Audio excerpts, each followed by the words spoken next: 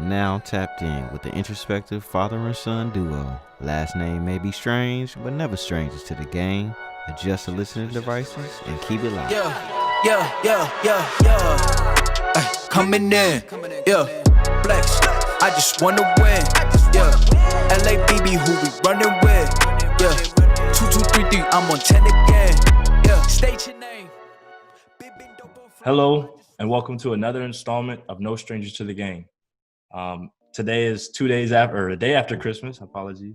And we're going to really just be doing a wrap-up of our year, a year for the world. Obviously, throughout this, podcast, we talked about how tough 2020 has been, some of the pros, some of the cons. But first off, just wanted to see how was Christmas for you. I know we was here together all day, but how was your Christmas from your perspective? I mean, it was obviously a lot different from the standpoint of not being able to interact with family the way we've done in the past. But it was good for me in a sense of being able to relax. Sometimes you get to running around and, you put a lot of stress and pressure on yourself to try to go see everyone. In this case, it was, a little relaxing, a little different. I'd like to have been able to go out and see others and just kind of touch base with them. But all in all, it was good from my perspective. And I enjoyed it, and looking forward to a few more days of just kind of relaxing, catching up, and, taking things easy. Yeah, for me, I mean, it was good. I enjoyed, like you said, being able to relax, be here at home with family. We watched basketball all day, which is amazing for me. But it was a little weird. Not every Christmas since I was, couldn't remember, we were either at Granny's house or we were here in the Valley, and we made our rounds to my aunt's grandma, great-grandma Momo when she was here. So it was weird to not go see anybody or have, extended family around, but it was cool to just kind of, like I said, be in the house and just relax. We made food, which, as I said in the last episode, is a big part of the holidays for me. So that made me very happy. We have leftovers in the fridge as we speak. So I'm excited about that as well. Looking forward to that. But I wanted to get into breaking down this year. Obviously, a weird year, a tough year, a year of change for sure. One of the aspects I wanted to first get into is the economics of this year. I mean, a lot is floating around, even currently, and things have been done, in the past or within this year because of the pandemic, things like that. Economics have changed. Some people are trying to get money handed out, and some people are trying to just have us roll on so we can make our money like we usually do. Break it a little bit down for me, the economics of 2020 and how things have changed. Well, I would say 2020 has been a year of pandemics, not just one, but I look at it in sort of four sets of pandemics. Obviously, the health pandemic of the coronavirus. Then you had what I would consider an economic pandemic, where, the finances, the money, and just kind of globally, our economic system is under a great deal of stress that, is on the verge of, could go either way as far as, potentially collapsing if we don't make the right decisions. We also had social injustice pandemic. Globally, you had protests around the world for various injustices that was going on and occurring at the same time. And then you have what I consider environmental pandemic, from California to fires burning to tornadoes to over in the Amazon and various places across the world where, the environment seems to be changing, whether that's due to man doing what man is doing to cause those changes, or just the natural course of the earth and the planet adjusting. So, but to answer your question, as far as economics, yeah, it has been something that has seemingly shifting, and always almost a transfer of wealth. You have businesses that have been around for many years that will no longer be here. Now, some of this and a lot of this was happening prior to the pandemic, but I think it has accelerated, those steps for some of those businesses leaving. Retail has been having challenges over the years, recent years. And so all those things have been occurring. And I think the coronavirus pandemic has just accelerated what's occurring at this point in time. So it's a challenge from a standpoint of what do we do next, because our world has pretty much functioned in the same way for the past 100 years. And with technology and all the things that are happening that are causing us to look at how we do things in a much different way, working remotely to where now you have people who are working, living in one part of the country and working in their companies in another part of the country. So those are the things that I see as exciting on one hand, and I look forward to the changes and the transition. And on the other hand, a little, unsettled because we're just not sure what happens next.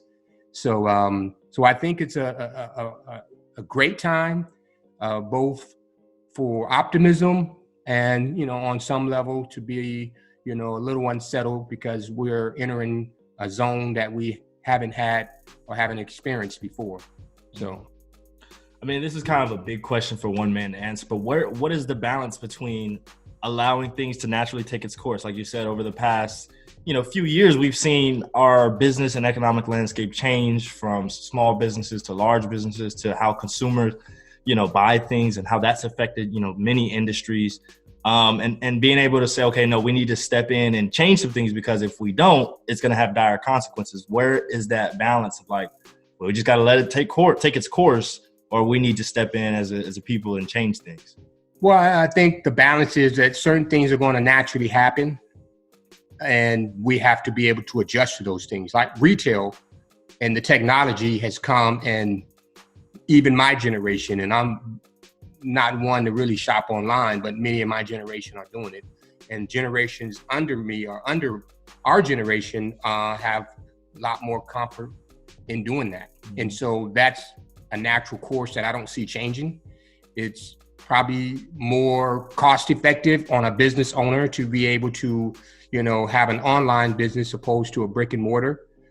So those are dynamics that I think are going to happen. To what degree, I don't know. I don't know how much of the brick and mortar will be eliminated and how much will remain. But I think because we're social beings, that's something that will continue to have a desire to be able to have gathering places and social places to go, whether it be shopping, whether it be just for entertainment or just kind of hanging out. Those are things that I think, some of the business owners and, the economists and smart people that do those type of things will be able to kind of figure out and adjust along with the people and how they, continue to maneuver in this changing, environment. Yeah, I mean, lots of questions definitely to be answered. And I think, like you said, half of it's going to have to be adjusted on the fly. Other half is, like you said, experts and people that do this, being able to have some forethought and say, well, this is things that are going to become consequences or problems. We should probably try to avoid that. And we also can't allow the big businesses to dictate what happens, because typically what happens, they going to, want things to come out in their favor. Case in point, Detroit. For many, many years before Detroit kind of basically, I wouldn't say collapsed, but went down and declined, the way that it has, there were signs of what was going on. And the big oil businesses, the automotive businesses, they wanted to keep that control. As they saw things begin to transition and change, they didn't make those adjustments. And so when jobs began to get shipped off overseas, that began to impact that area because jobs left and there were no other industries in which they were prepared to provide jobs and to continue to boost their economy. And so hopefully that we don't allow that to happen here in this country and globally, where you have, those large businesses that dictate and control what happens to the degree that we don't do what's in the best interest of all involved.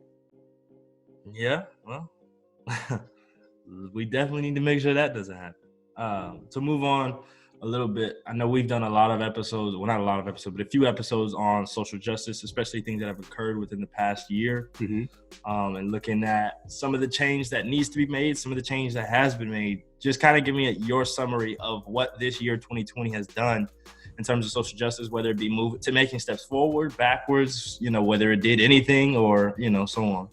Well, I think it really created more of an awareness. And for many who may have questioned or doubted that certain things were occurring, I think this year, there's no doubt.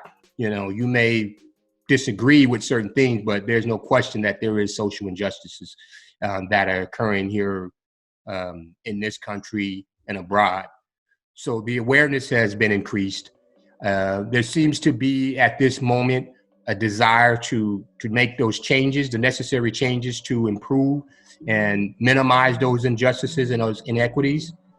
But it comes down to sustaining that, right? Because oftentimes something happens, and in that moment, people are excited and willing to come in and commit to doing certain things to make those changes.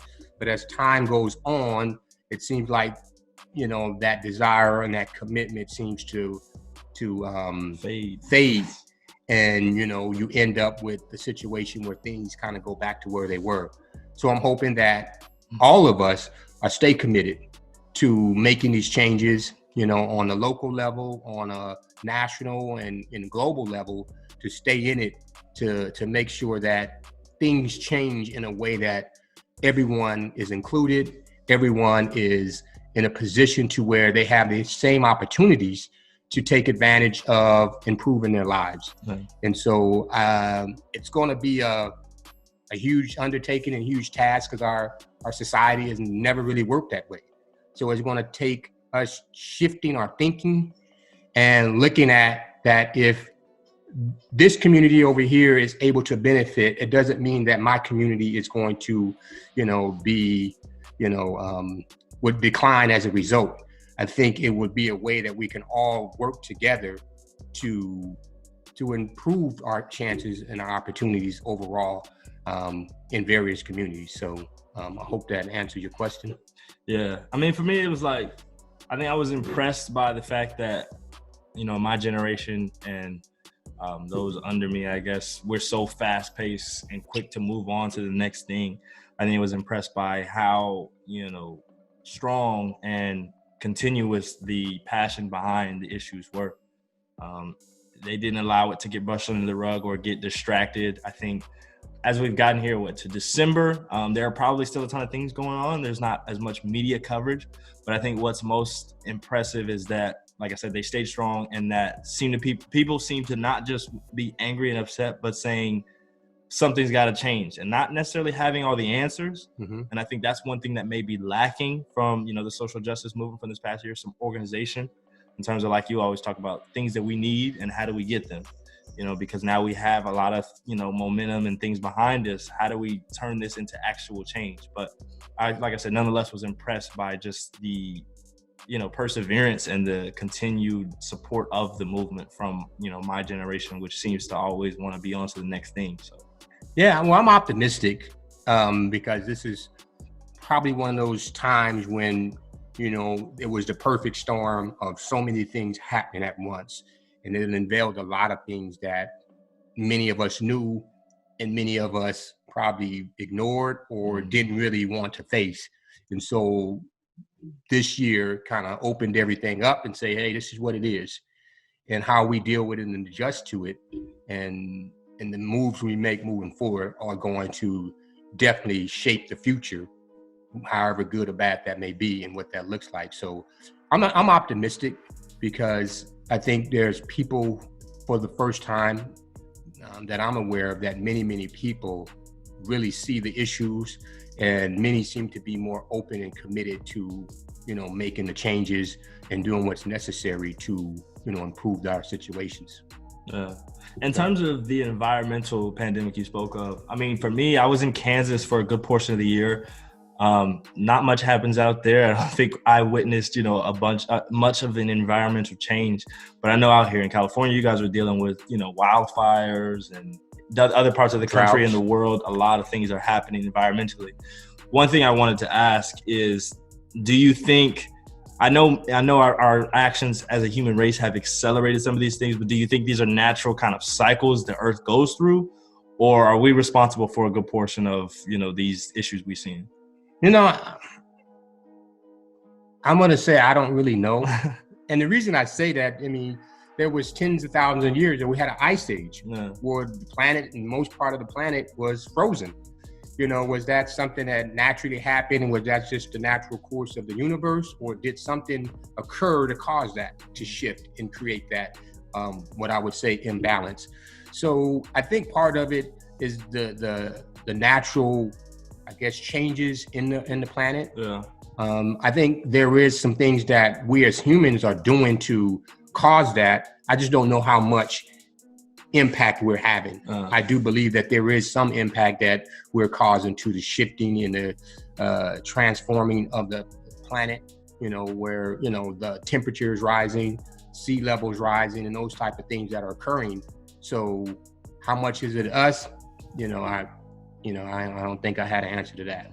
Yeah, the reason I bring it up is because I think people who, or at least denounce the idea of climate change as a result of human action, their main argument is that, well, that's, the way the earth kind of goes through its life cycles. And that could very well be true. I don't know that. I don't have enough data or knowledge on it to be able to make that assertion either way. But what I do know is we shouldn't have land masses of trash in our ocean. We shouldn't have turtles choking on straw. You know what I mean? The kind of the things that we see that are happening, oil spills, that's us. There's no denying that. And that's something that we've got to fix moving forward. So that's why I brought that up. And I think that's, one of those things that we saw this year, a few things that weren't so highly publicized, that were definitely a result of human action. And so that's another thing that I hope moving forward we address, because we need to.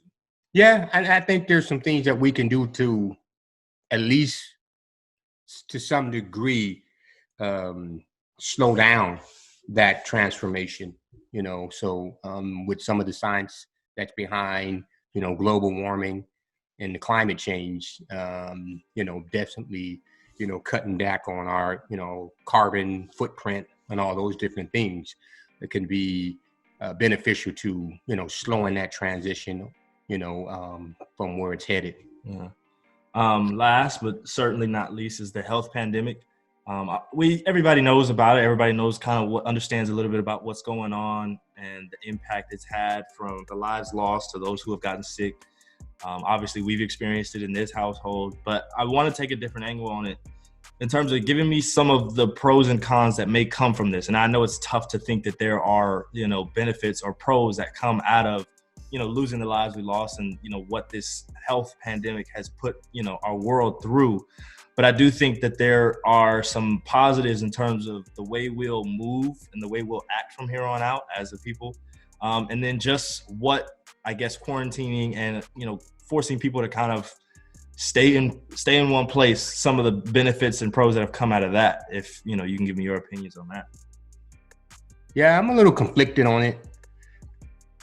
As you say, I always try to find the silver lining in every situation. What's good? What's going to help us move forward? What are some of the things that we learn, along with the, the negative impacts? So I think, from a medical standpoint, that there will be some lessons learned, us understanding our bodies and environment a little more. People, I think, will look at being more healthy, because one of the challenges with COVID-19 is it said that most people who really get impacted severely have underlying issues, their health issues, whether it be diabetes, whether it be heart challenges, whether it be overweight. Those things seem to help COVID create even more damage or more, severe issues. So hopefully out of this, we can begin to look at how do we be more healthy? What are the things that we can do to boost our immune systems so that, whatever comes along, we're in a position and healthy enough to where our bodies can fight off, some of the challenges that we may face moving forward in the future. So I'm hoping that those are some of the things that we'll begin to do from a natural standpoint, not so much, just pharmacy and medication, but naturally doing things that's going to improve our health so that we can, fight off whatever comes in the future. Yeah, I think greater than that, just the physical things that people were going on. I think people obviously took it as a time to get right, start eating healthy, practicing greater habits to where, like I said, those underlying conditions won't be as much of an issue. But even greater, I think when you make people sit down in their homes with their families, you got a lot of reconnection. I think you got a lot of people who had to address some mental health issues that were probably covered up by the fact that I could just get up, go to work every day and kind of, didn't have to actually deal with it. And so as we literally force the world to slow down, Right. I think a lot of benefits come from that. I think people, like I said, people having to sit in one place, you know what I mean? One led to them learning more about themselves, about their family. I know we learned a lot about our family here and having to sit in each other's faces every day. But how to handle things, conflict resolution, things that we didn't do because a while back we'd go to work, school, come home, we'd go on our computers, phones, and that was it. That was our day. But now you can go on your phone and computer for so long, and then you got bored, like, okay, I guess I got to go sit in here with these people. And enjoy their company because we're going to be in here together for some time. And so I think those are some of the benefits, and hopefully as we hopefully transition out of, a physical quarantine, people still take the opportunity to pause, slow down, and address issues that need to be addressed, and then just enjoy each other's company, enjoy your family, which I know is something that we've learned to appreciate and do. Even if it's just as simple as the dinner table. Coming together for dinner. I know while I was home for that 4 or 5 months, we ate dinner at the table pretty much almost every day. Yeah. And we didn't never do it, but it wasn't something we did nearly that as often as that. And so there's once again, this channel seems to be a lot about food, but once again, there's something about a good meal and fellowshipping over good food that just puts everybody in a good mood, I think. So Absolutely. Yeah. Like I said, this was in me, as I see it, as a reset. Let's hit the reset button. Let's shift, because prior to the pandemic, we were heading down a course that was not sustainable. And I'm optimistic that we're going to make the correct adjustments so that we can, get on a course that's more sustainable, more inclusive and equitable to, the majority of the people here, so that life can be, the quality of life can be good for everyone who makes that decision and has the opportunity to create the environment that they want. So for me, that's important, to be able to wake up every day and be passionate about what you're doing, to be excited about the people. And now that we've been isolated for so long, I'm hoping that when things do open up, we are more, kind and appreciative of, those interactions and being able to gather and, see one another the way that we took for granted prior to, the pandemic. But also over these last, several months and years, we've also seen, a great deal of divisiveness in our country and, globally. And, that's one of the things that I'm a little concerned about is, will that change? Will that divide continue to grow, or will we find a way to, minimize that, deal with it, and address whatever the differences that we have, so that we can, create an environment that's worth living in for our current generation and future generations to come? Yeah, another theme I've noticed throughout as we've been here speaking is things had to get ugly before they get better, hopefully. And, this year I think in a lot of areas, things got worse, but I'm excited for what 2020 has in store. And not just because it's a new year and hopefully, once again, the things we've been dealing with in 2020 can subside, but because now that we've had a chance to, like you said, hit the reset button, we can go into 2021 with a better understanding of, first of all, what we need to change. And hopefully we, did the necessary research and steps in terms of looking internally and things like that to be able to make those changes. So I'll start, but I want you to give me, what you're most looking forward to from yourself, from your family, and from the world here in 2021 coming up.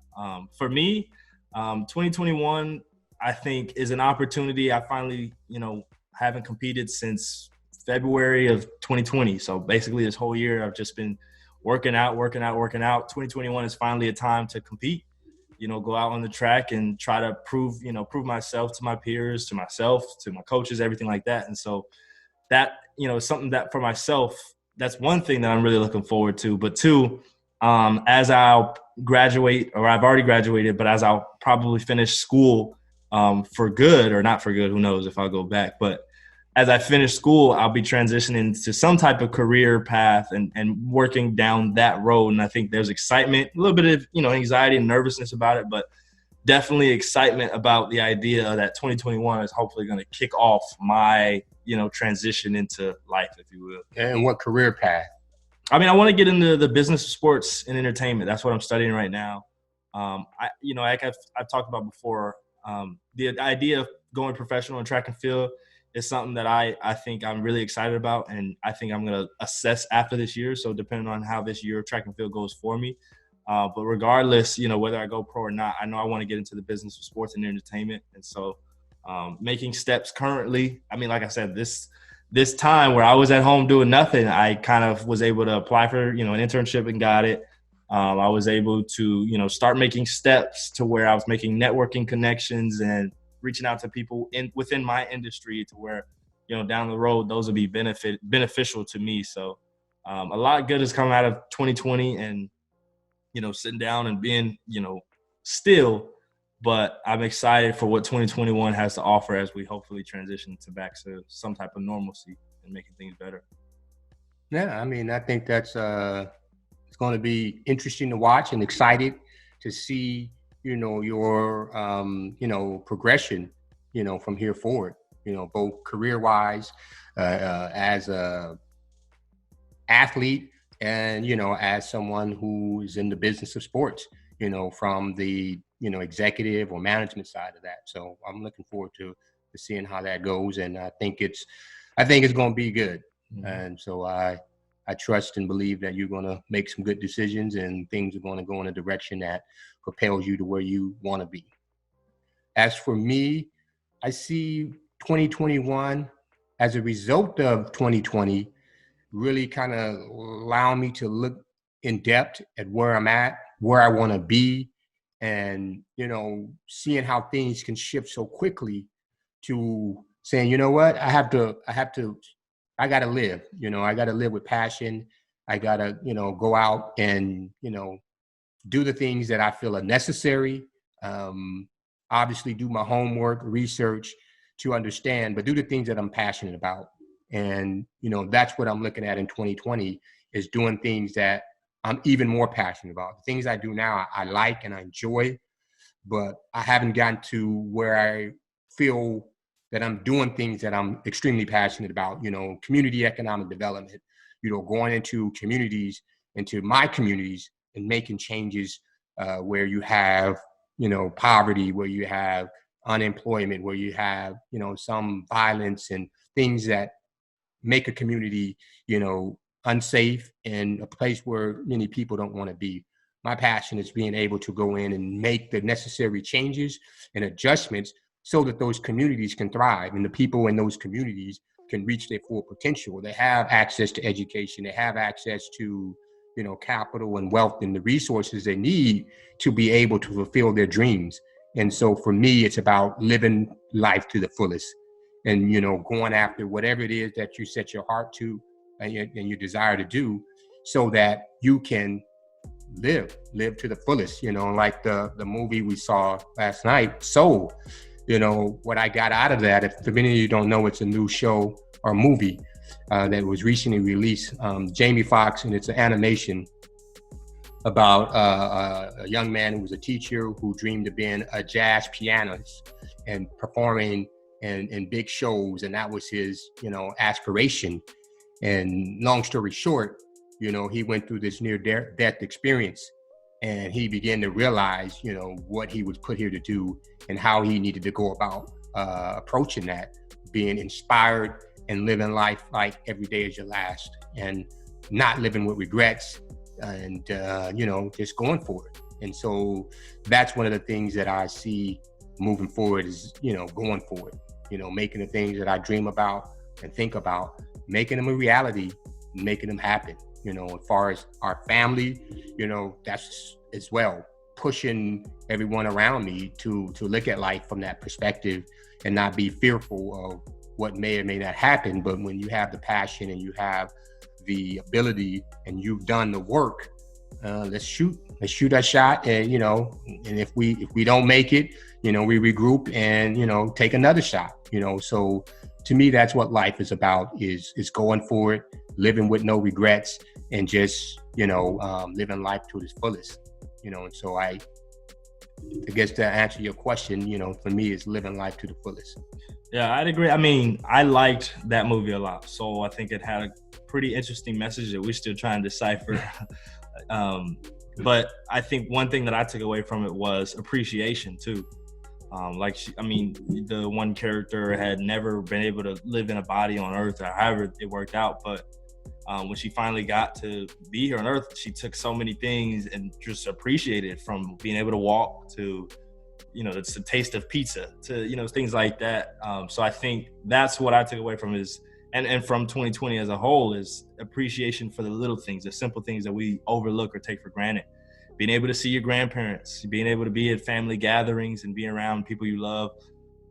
Don't take that for granted. I think that's what 2020 has taught us. And so, I'm excited. I'm excited for 2021. I think a lot of what we discussed here today is the issues we face in this world, and even personally, are often drummed up or, caused by ourselves as humans, or, as we talk about ourselves personally. And that's obviously unfortunate, but I think it also means that you have the power to fix it because you created it.